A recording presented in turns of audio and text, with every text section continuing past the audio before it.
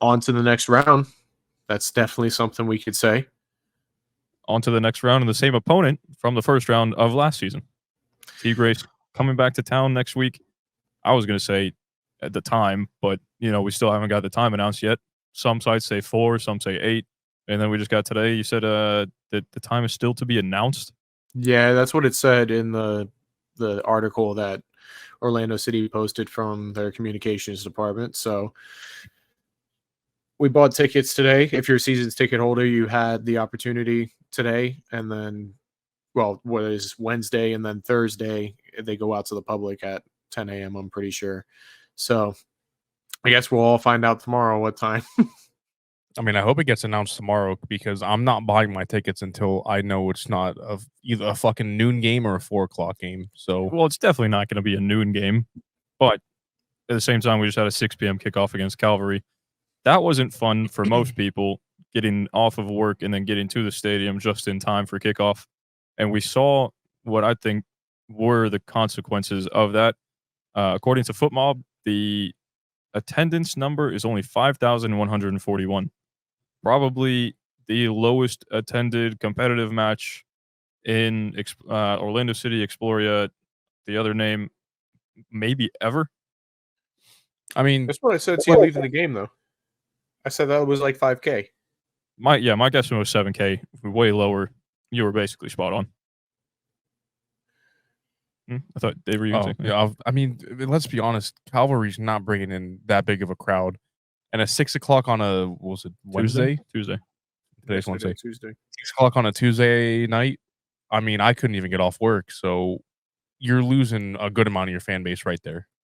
If it's not at 8 o'clock on a weekday. And then the Orlando Magic were playing as well. So that takes a good portion of people that are just casuals that potentially just would have gone and watched a game.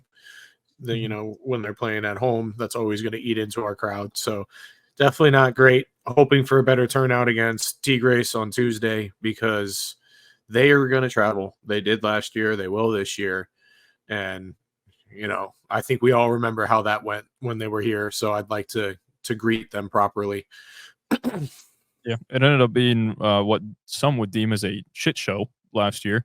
But with 5,000, most would deem a shit show.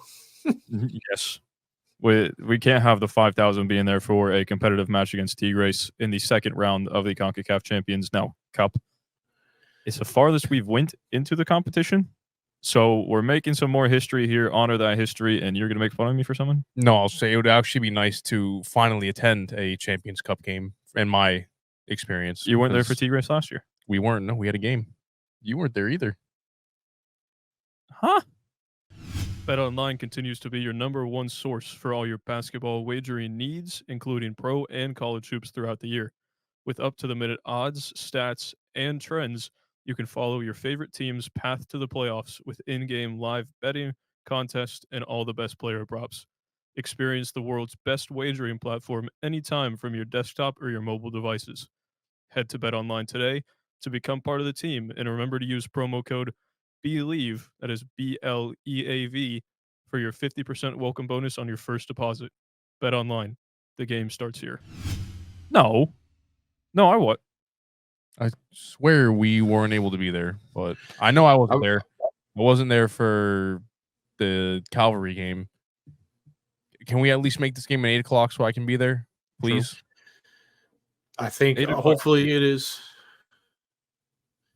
I mean, I will say that new anthem, definitely a fan. Hearing it in the stadium with the players out on the pitch, like the clipped portion of it, I like it. I feel like it brings that competition up another level. Yeah, before the match, it is very nice to hear. I do have to say though, the clapping during it, and I was a part of it, but like it doesn't fit. If you're gonna let the anthem play, let the anthem play. I know I'm not in control of that. I can't change anything, but sometimes it's just nice to soak in the music. First time hearing the new anthem in the stadium, I guess anytime hearing that anthem in the stadium, you should take advantage of it because who knows when the next time you may hear it is. So just like let it play, soak in the moment. Don't. Not that I hate it, but just in this moment, let it happen. No, yeah, I mean, let the player. You could do it as the players walk out in the pitch, but like as they're approaching where they start to line up, and you know that anthem's going to play. Just, I'm with you. I'd rather just hear the anthem and enjoy that moment because, like you said, it's a very prestigious competition. You never know when you're going to be back. It could be decades before you get to see this competition again. So enjoy it while you're in it. And the clapping is very much tradition here in Orlando. There's traditions in other MLS stadiums where it's just holding up the scarves, and then you're silent and you're letting the music play. So we have different traditions here, and I guess this is just one where I'm picky on, kind of like with the new old badge, that I just differ from some people. So that's just me. Yeah. So do we want to talk about how we feel about yesterday? No. I'll handle that. My biggest gripe: how am I supposed to watch the game if it's just on Fox Sports 2? I wish they would make it more accessible to watch because coming from someone who has DirecTV, I can't watch it. Let's say I got YouTube TV. I can't relate on that, unfortunately. Yeah, sucks to suck on that one. You're just gonna have to deal with it. Well, I mean, y'all, again, like I said, you're gonna lose a big amount of viewership if you don't at least put it on Fox Sports 1. Everyone has Fox Sports 1. Yeah, but it's not going to get the viewership that FS1 wants. So they're going to throw it on FS2 because they know some people will watch it, but they're also not going to put it on FS1 because then they would lose money on something that gets more viewership for them there. So I guess throw it on FS2. If this becomes I don't know, it probably can't be an Apple TV thing because there's so many different leagues playing in it with the rights. But if it was something a little bit better than FS2, yeah, I would agree. I like to see it somewhere else. Yeah, I mean, as a season ticket member, it'd be nice to be able to watch every single game, to have an avenue to watch it, regardless of what channel it's on, regardless of, Technically, you do have an avenue to watch it, just not according to the law. Wow. No, illegal streaming site's going to stream that game either. Yeah, maybe. You never know. You'd be surprised. But I feel that it's definitely tough when you want to watch the game and there's not a way to do it. But I don't think you missed out on much, Dave. I'm going to be honest with you. You missed out on frustration. So yeah. My big takeaway, we don't have the depth that we think we have. Maybe it's a combination of everybody being on the pitch together for the first time, because you can clearly tell that group of players had never played with each other before that moment, to be honest with you. And maybe in practice, but it was not cohesive. Not everybody was on the same page.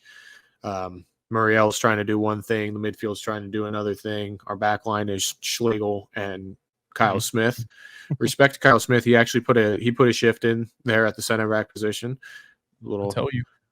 Yeah, I mean, he's iffy there in moments, but he put in a solid shift back there, and then he scored. So good on him. But Schlegel, yet again. I mean, how do we lose our man like that? How do we are a professional football player, my man. How do we look like a middle schooler out there marking their man in the box? He got turned around without even trying to be turned around. It was, I was going to say incredible to watch. It's not incredible. It's frustrating to watch. I told Dave this earlier, but right when we made those subs, obviously came on. Facundo came on for Ojeda, but there were some changes in the back line. And what did I say? Right to you and Bryce? Right when that happened? We're going to concede. And what happened? 2 minutes after, if not less, we concede. It was the most pathetic, easiest goal to give up. He goes down their left side, our right side, way too easily. Puts the simplest of ball. It's a good ball. He puts it right in between the keeper and the back line, right across the 6. So I say the simplest ball, but it's a okay ball. But then it gets past Salim, and then you see the Cavalry man sitting right there, just waiting to tap it in. And then Schlegel turns into Anthony and just spins around looking for the ball like it was crossed in the air. It's like, what are we doing? We get on him for stepping out of position, and then in that case, being out of position, someone comes in behind. But in this one, it's You can't defend it. You can't I don't defend know. I don't know what he was trying to do. it. But I mean, that's the problem with Schlegel, though. Like he has his moments, and it's a lack of composure. It's a lack of I don't even know, but like he has it in him, and we know it. He's got 5% of it in him. So the thing that worried me the most, I think, about the whole thing yesterday is that after he conceded that goal, it looked worse. Like he got up in his own head and he started making more mistakes. He started stepping out of position. He looked more spastic. Like we've seen him make the mistakes in the past and he kind of just like, all right, you know, it is what it is. Let's just go. And he's still Schlegel. But yesterday, it kind of worried me because it looked like he got up in his head. And it's maybe it's because he feels that he's got a shot at the starting role, you know, somebody new coming in and, you know, get into the team, don't get out of the team type of thing. So he feels that pressure when he makes the mistakes. But that's something that worried me is like we didn't regain ourselves after that moment. Yeah, there was at least a couple times. I know it happened once, and then I looked over at you, and you looked over at me right when it happened, and the ball it like bounced around twice towards the top of the box, and it fell to him, and you could tell at that point Calvary was just done. They were not going to press him. Schlegel could have turned around, passed the ball back to Mason, and Mason would have had days to try to pick out a pass. But instead of being composed on the ball, the man just took his left boot and whacked it, and it goes straight back to Cavalry. And it's just like there wasn't even pressure. There was no reason for that. The closest two guys were 3 to 5 yards away from him, but they were not going to move a centimeter towards him. And this man is playing whack-a-mole on a football pitch and just sends it to the midway line, and then we're out of possession. When we against opposition, love Cavalry, no harm, no foul, right? 6-1 on aggregate. Their fans were probably nice, probably brought some maple syrup and whatnot. But I mean, respect on them for making that trip too. You know what I mean? Like that's respect on the city fans that went up there, but just as much respect to all those Cavalry fans that came down here. It's a travel. Yeah. So when you're playing a team of that level, no offense, but it's true. Why are you panicking? You should know that you're that level above and be able to play to that level. But he decides to play down a level, I guess, in this scenario, and it did not look good. I mean, the problem with Schlegel is that he completely is just a master of chaos. In his best moments that we've seen, which was the NYCFC game, chaos in goal. Yep. In his worst moments, like the bottom of the barrel last season, last game, chaos in his own head. There's no, like I said earlier, there's no composure. He doesn't know what he's doing sometimes. He just does it. I can agree with that. I said last night, might have been an overreaction just in the moment, that I'm at this point, I'm kind of just done with Schlegel. And I still stand by that, but I'm not as heated at him in this moment. But I would like us to try and go out and find a center back that is composed. He doesn't have to be a world-class player. He doesn't have to be as good as Robin. Doesn't have to be as good as Brecalo. Just someone that we know will come on and be calm. Know what you're doing. Don't be rash. That's it. Yeah. And not be Kyle Smith that plays 14 other positions already. So we don't need to add that guy is Kyle Smith, but we need him in other spots. So I don't want to be relying on him to be the backup there and the backup here and playing defensive mid and playing the 10 and playing the 9. Like, not going to work. So I guess the only other, I don't even want to say bad spot, but like disappointing spot for me was Shaq Mohammed. Mm-hmm. I think we really saw his level yesterday, and he's going to not be a first team player, in my opinion. He's going to be on OCB. He needs to develop, and this is not hate towards him, but you could see how differently the team operated once we had Nico Loudero come into the game. He wasn't super confident. That kid will put in a shift though. He will. Like it's not all bad from him. Like he will hustle. He will press. He's all over the pitch. Just got to gain that composure and that confidence to be able to make the passes, progress the ball down the field. I mean, he won the ball back in the final third. I don't know how many times. So there's things to be positive and things to be happy about there, but I guess it's kind of disappointing because you want to hope that these guys are ready, and it's not always the case. So I think a little bit more time with the B team, and he'll be ready to go. Yeah, we hit on draft picks a lot, but obviously you're not going to hit on every single draft pick. So Duncan McGuire was obviously that hit from last season, and then we still have Shaq developing in OCB, and like you said, that right now that's his level. Not saying that in the future he can't develop into a starter, but right now it's not there. So we have, at least right now, we have the depth to not need him in the team for the big competitions. We got him minutes in what ended up being a match that honestly just didn't really matter. Up 3-0. Yeah. And we saw that with the rest of the squad that was put out. So he fits in with that squad. But that's obviously not our first choice squad. Nor I hate to say this, but nor would I really have him in my second choice squad.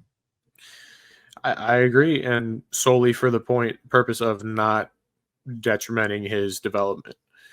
You don't want to force him into a situation where he's not ready to be and dent that confidence beyond a point of repair.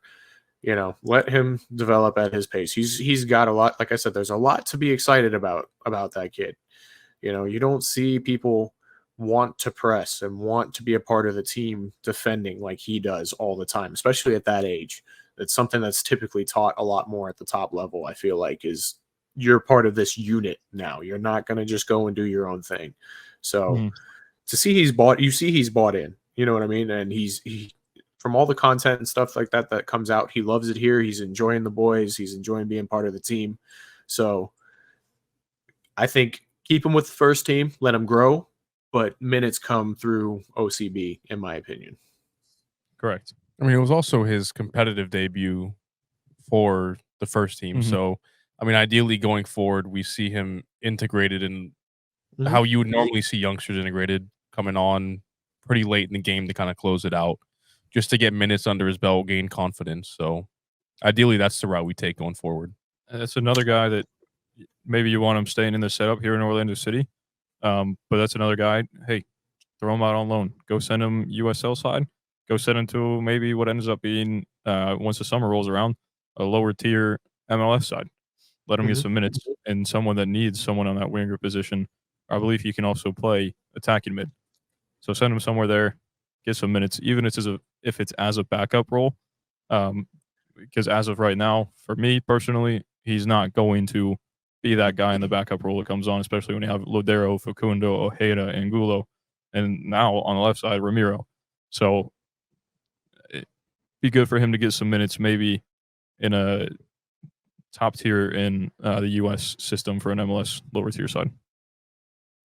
I can agree with that. All right. One guy. I was just going to say bright spots. So I figure we're probably moving on to the same thing. Yeah. Well, bright spot for me, I mentioned him 10 seconds ago, was Ramiro. Really just the goal. That was that was the centralized bright spot. The rest of it were spots. I mean, I love the fact that he's taking shots outside the box and he's not afraid to shoot. He just needs to learn when to make that pass and when to take the shot. We saw quite a few times where he had the opportunity to play in Muriel or play him in space, and we saw him continue to try to dribble with the ball, either take a wild shot or get the ball taken off of him. He's young, he's developing, but that goal is world class. Like, I don't think anybody else scores that goal in that situation other than him. That's on Twitter. I responded to Antonio from Lions Den, and I said Luis Muriel, and then he said he was talking more about the cutting in part. So in that scenario, yes. I was going to say Ricardo Moreira. What's his name? Ramiro Enrique. Dear Lord. Jesus. He's going to be the one to cut in off the left. But if Muriel does find himself in that position for some reason, then it's a possibility that he also puts it top end because he's Luis Muriel. Yeah. So I 95% agree. Well, you kind of mentioned it. My other bright spot, well, one of my other bright spots is Luis Muriel, his competitive debut for the boys. And it's so good. It's so good to have that class on this team. Mm-hmm. Like, we haven't had that since Nani, and before that since Kaká. Like, that's just top level class. The way they see the game, the way they move around on the pitch, the positions that they take up, those type of players are game changers. And yeah, he didn't score, but it's also because our team didn't really get him the ball a ton. Like, he ended up with like 32 touches, I think what it was, which isn't terrible. 32 or 38. So not terrible, obviously.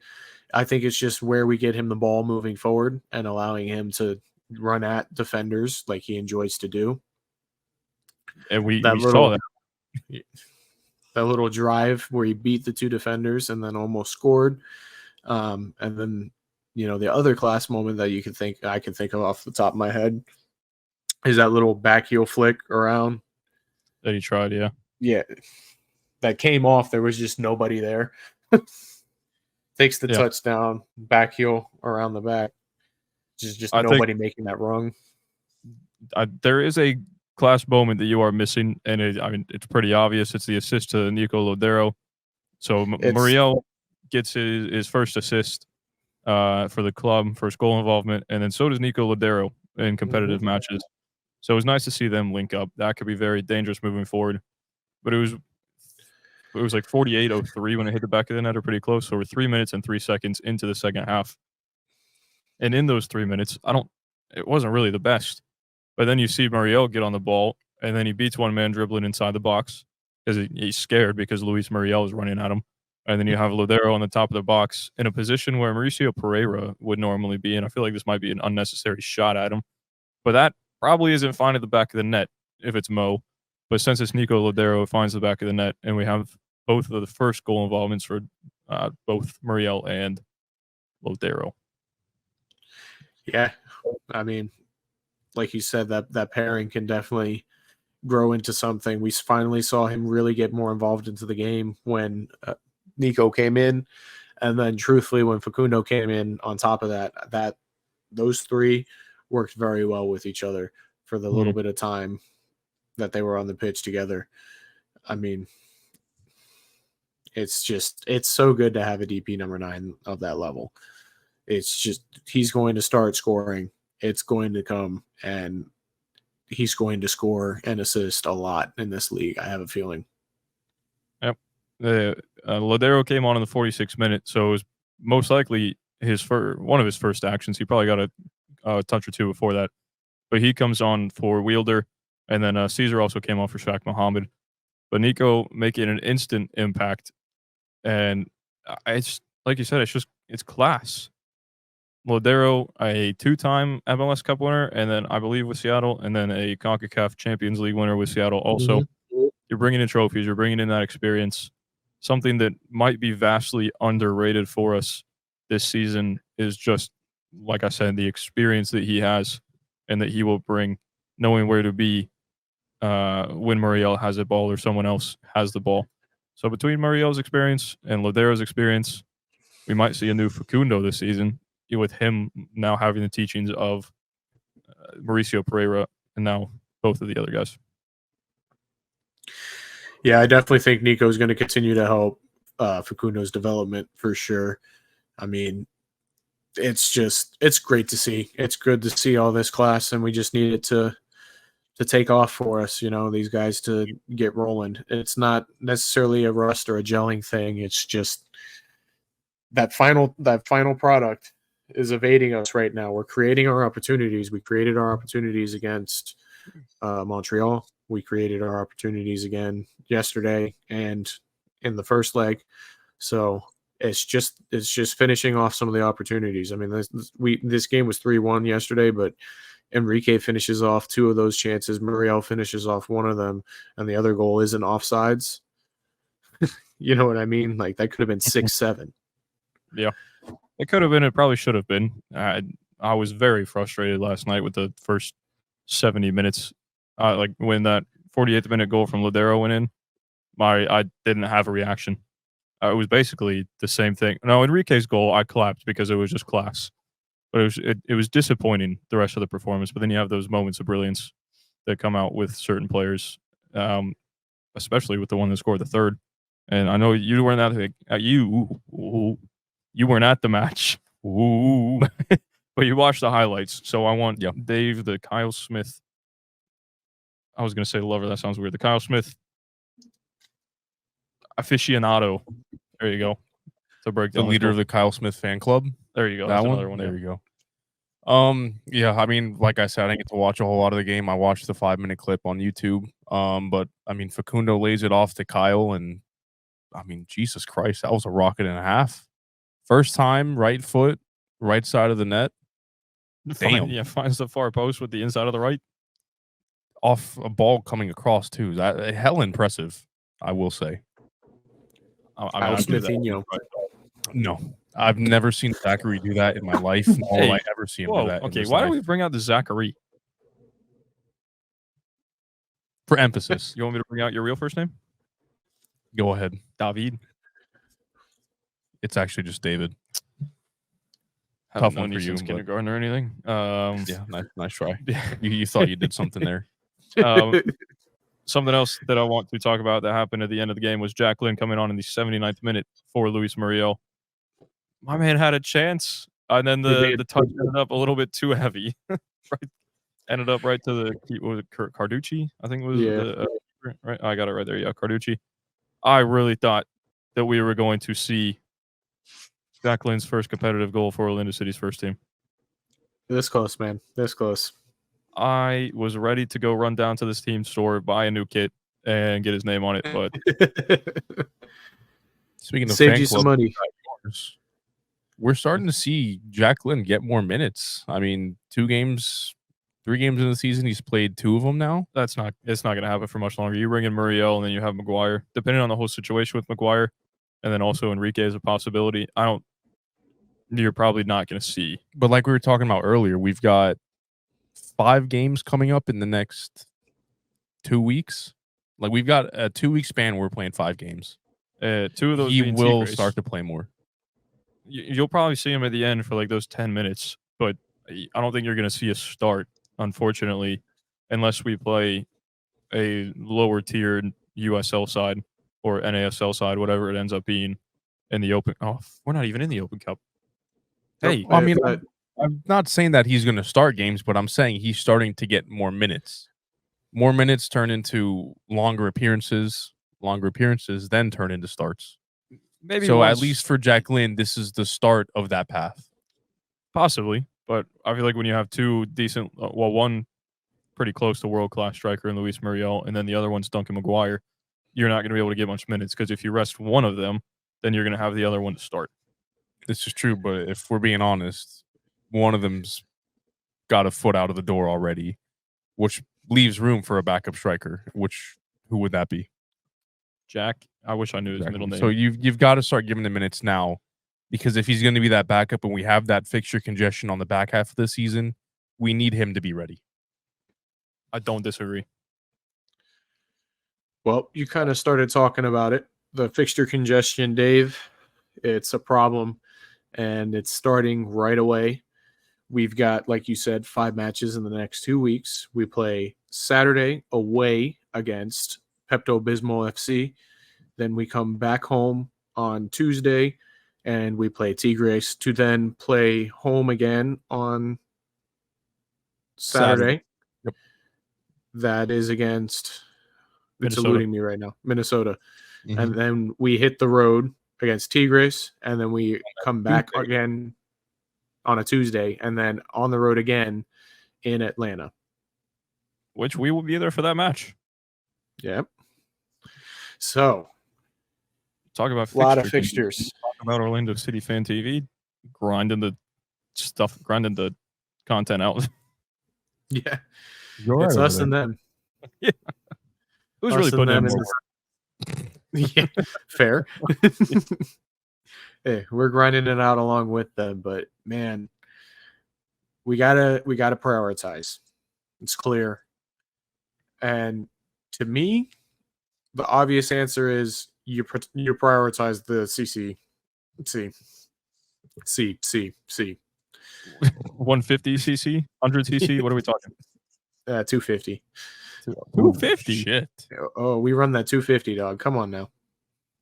I didn't even know 250 was a thing. The highest I've seen is 200 cc. It may not be a thing. I got a conversation for you after this then. All right. What to me, that's the answer. That's the priority. When 65% of the league makes it into the playoffs, early fixtures are not that important. I mean, what, we're up to like 27 teams making the playoff at this point? I think it's like 40. Oh, right? You might be right. I think this year's the expanded playoff, right? So it's 72 teams. Yeah, and you also have the play-in to the play-in. Oh, so we're talking like 164. Damn, it might be. No, now we're just talking about the open cut. Yeah. No, we do have another competition that we're actually playing in, though, against Tigres, obviously, and I do agree. I think we prioritize that right now. Said it earlier in the pod. You don't know when you're going to be back, so you prioritize it while you have it. You said it when you were here earlier that the early MLS fixtures you don't want to say get away with just coming away with draws, but if you can go in there, be competitive, get a point, maybe sneak away with 3, then you're doing great, and then you're still prioritizing European competition, International. North American international competition, continental competition. So yeah, I'd go through that, especially just because it's Tigres. Try to go back out there and then come out with the result on Tuesday and then the Tuesday following. But also to play devil's advocate, we've seen last year you drop too many points at the beginning of the season, and then For different reasons. For different reasons, yes. But if you start to drop those points, you don't want it to spiral. 1, 2. We also said we do want to win the MLS Cup, the Supporter Shield as well. In my eyes, I also really would like to see us win the Supporter Shield. And that's still attainable in this scenario. If you lose like 2 games in like the first 10, I think you're chilling. 2 games, yeah, but if you just take your focus away from the MLS completely, you're gonna drop more than 2 games. Well, yeah, we never said that we were gonna take the focus away completely. No. So you didn't, but also that's I see what you're happened. saying. I feel like we still field a competitive team on Saturday, but our goal is to get out of Dodge with a point. We don't want to drop the points. We want to try to steal the points, but fielding a competitive team, a rotated team to get us rest for Tuesday and getting out of there with a point, in my opinion, will be a victory. And if we come away with 3, it just proves that club is a straight up retirement home. Hence why they actually just changed their stadium name to Chase Stadium. Probably just putting all their money into retirement fund accounts or in the trust funds for the kids. Don't you have a Chase? Why did you expose me like that? Mate, you're doing it to yourself. Why would you do that? Your choice to rag on him. I'm not ragging on Chase. I'm ragging on Fort Lauderdale. While also ragging on yourself. Can we move on? So, yeah, it's a retirement community down there, like we were saying, and I think that's definitely going to play into our favor. I'm honestly hoping Suarez starts the game because I'm more scared of Campana than I am him by 10 times. Get all 4 of them on the pitch. Yeah, no, absolutely. I just don't want to see Campana start because I feel like that's... He's trying to figure out the 4 big names. Oh, What do you have? Who do you have right now? Messi, Suarez, Busquets, Back line. This is a full oh, back. Jordi Alba. Holy shit. Yeah. Sorry. So yeah, if you start the whole retirement home, and then by the end they need ice on their knees just to walk to the bench, fine by me. Yep. No, I agree. That's our time to try to jump ahead in that game. In my opinion, that's when all the old boys are out there on the pitch. Just break on a counter, on a a loose ball, get ahead, and I'm not saying pull a Poppy special, but definitely don't look to let them score. Still The be one thing- protagonistic, as he likes to say. Obviously, they do have Messi, so you always have to be aware of that. But the one thing that they did upgrade on was getting rid of Kamal Miller. So now they might have a semi-competent back line. I say semi-competent because they still have DeAndre Yedlin on their payroll. So they got rid of Kamal, which might be an upgrade for him. Also, still have the refs in their back pocket too. So True. that we have Absolutely. no help whatsoever. If you want to get it done, you got it. You got it. No, Got it, yeah. I was gonna. So Go Cannata, go. I lost my train of thought, my man. Sorry. Damn it. So this game's going to be won in the midfield.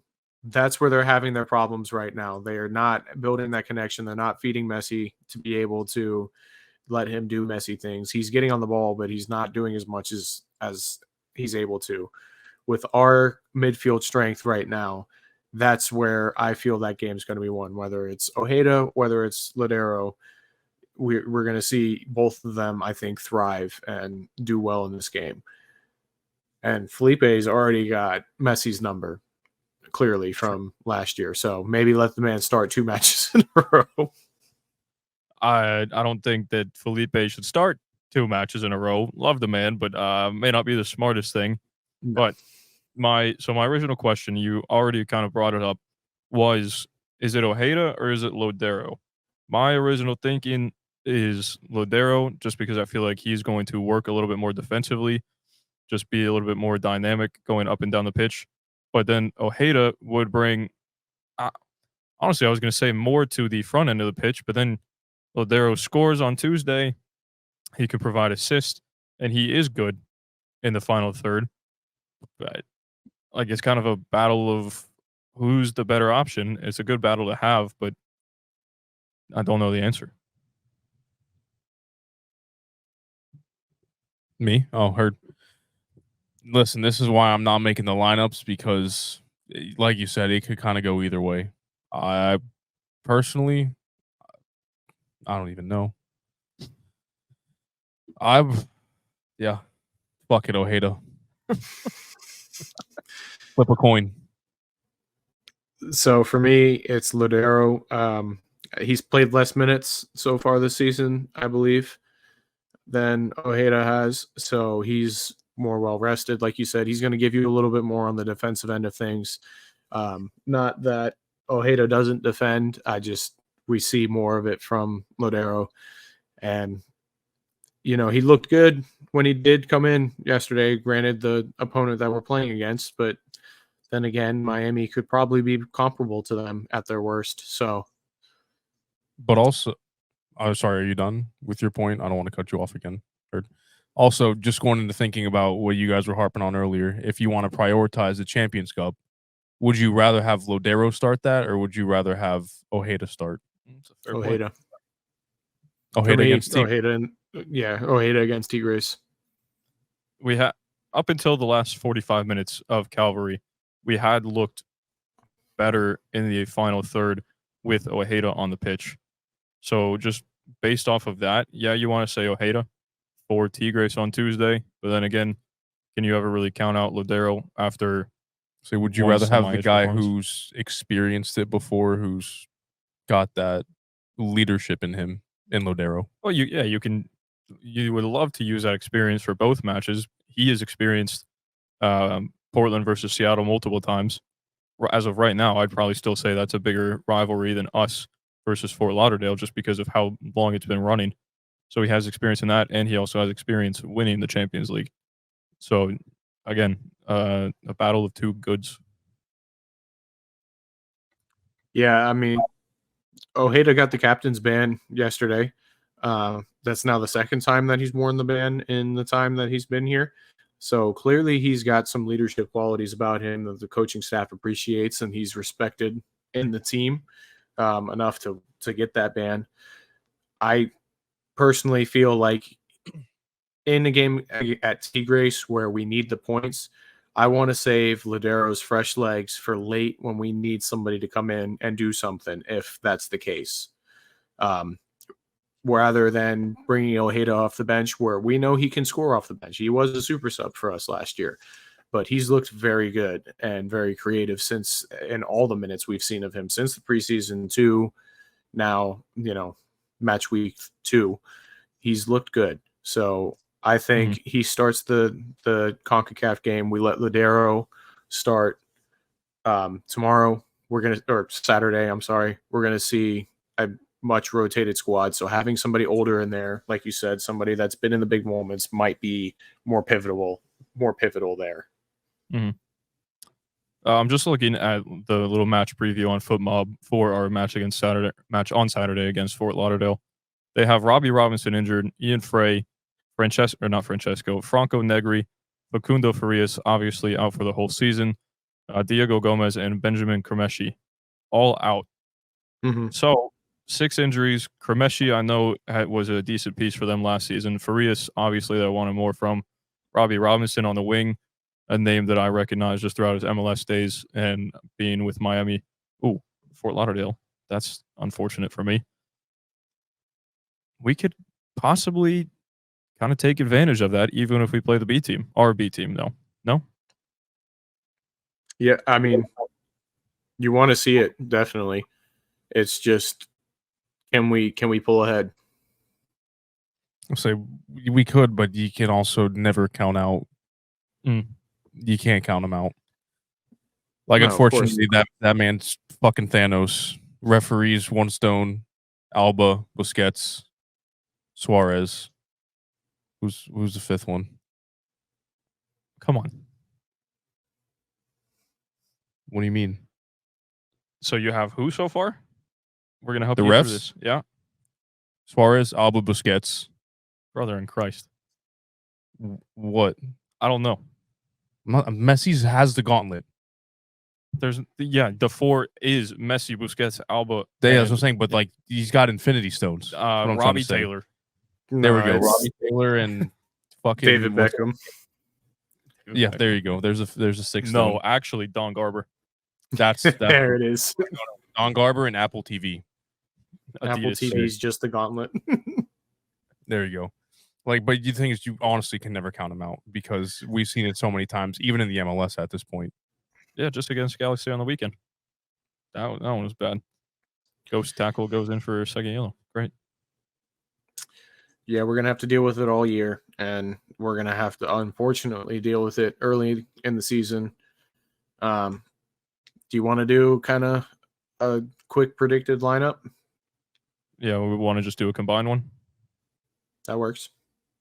All right. Pedro and goal. Easy. First option. Yep. Yeah. He rested, so. Yes, he did. All agreements on Santos left back. Yes, absolutely. I feel like we can get through this decently, easily with Janssen and Brekalo in the back line, especially after what Schlegel did on Tuesday. No shot. Absolutely. No, I definitely feel that the two of them need to start. The first one where you can semi-question his right back. For me, it's still Dagerdan.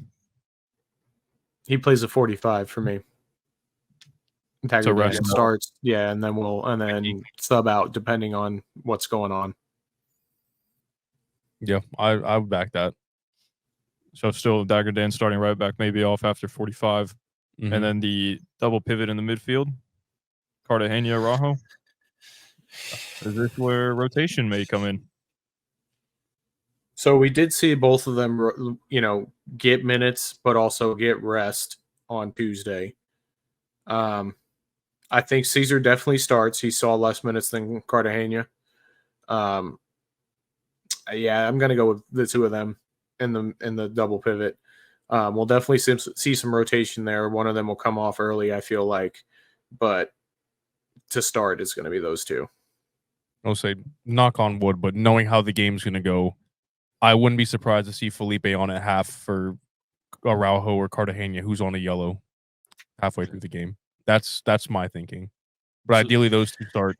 Again, in the Leagues Cup game against Outer Fort Lauderdale, I think they held him to virtually nothing without the referee's assistance. So on Tuesday against Cavalry, Caesar came on at halftime, and then Wielder went off at halftime. So they're actually both on 45 minutes, same amount of rest, same amount of play. That could be intentional, and that mean it very, very well both could start on Saturday, and then we see just the opposite of what we're saying right now in prioritizing that game against Fort Lauderdale, and then maybe a little bit different, maybe the same 45-45 on Tuesday for them.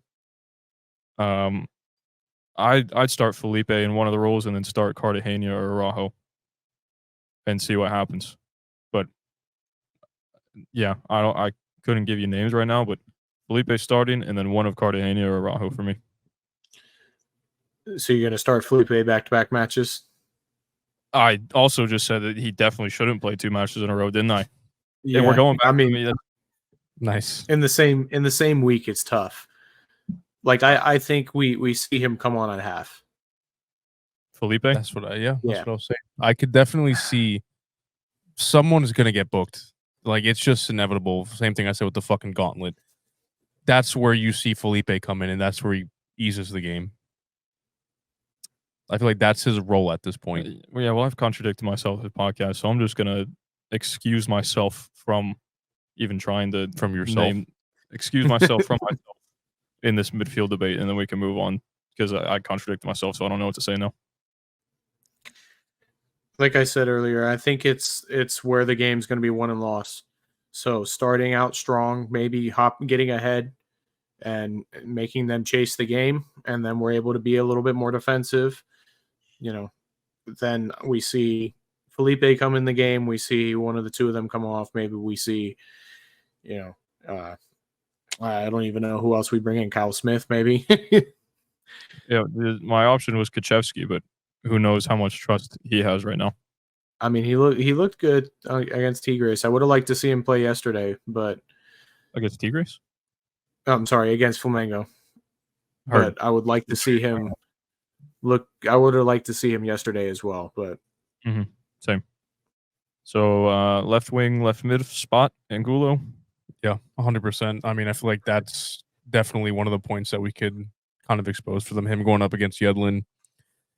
I mean, they really don't defend with 10. They defend with 8, with 7, because the 3 old farts don't do shit. I feel like that's pace is going to be necessary for this game. Hit him on the counter. Yep. Yeah, he didn't get a single minute against Cavalry midweek, so he is fresh as can be. In the attacking mid role debate that we had a little bit just before this actually was Lauderdale and Ojeda. I go Lauderdale. Yeah, I would go Ojeda. I said Lauderdale earlier, so I'm going to stick with that. I'm not contradicting myself 2 times. Right wing for me, Facundo. Yeah. Yep, he rested, so. And then I'm giving Muriel up top. Ooh.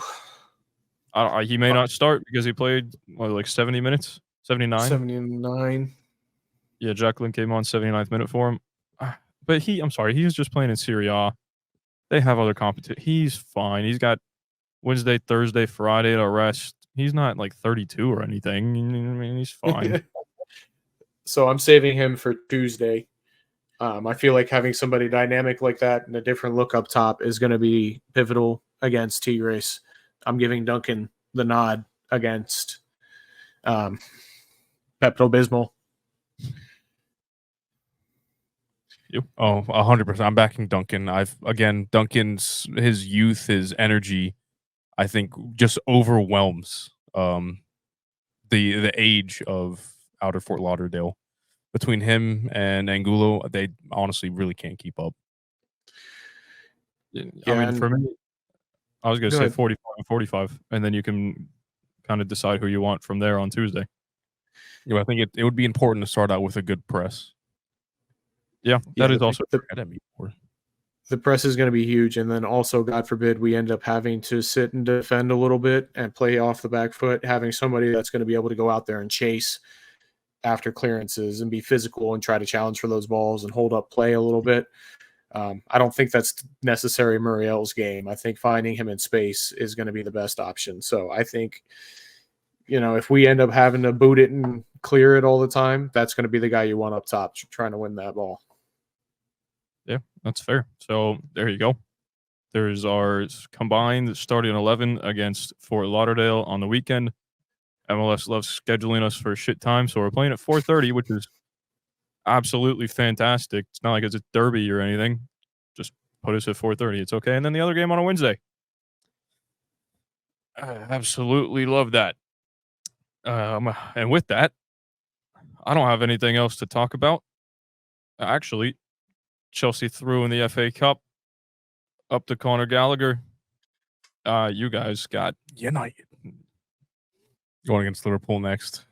Oh, you drew Liverpool next? Yeah, we drew Leicester, so I'm still expecting us to we lose. had the winner of South Liverpool.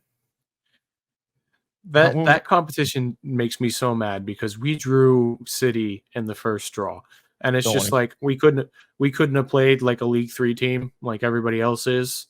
Like I said this to you a couple days ago. I'll say it to you again. Last season, Chelsea drew City, and then in the FA Cup first round for Premier League teams, drew City, and then in the EFL Cup, who do we draw? City. How many rounds do we go in each competition? One. So welcome to the club. Halfway. Yeah. Well, we did City and then we did Liverpool. So tough. Yep.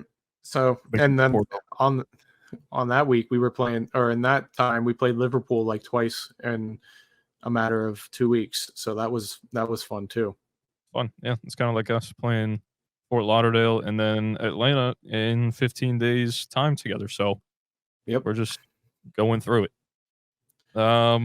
Yeah, that should just about wrap this one up, and I'll shut up again so I don't make the laptop shut off and let you guys do your thing. Well, we appreciate you for tuning in. Make sure that you guys hit that like button, hit the subscribe button if you haven't already. Turn on that notification bell. Fan Reacts are back. The first one should be out soon. We're going to combine the two that we got together into one. So that's what's holding it up right now.